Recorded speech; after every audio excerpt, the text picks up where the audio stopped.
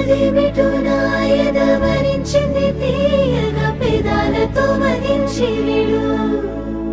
నీ మీసమే మురిసింది ముత్తుల బాకుల మరింతగా సుఖించి విడు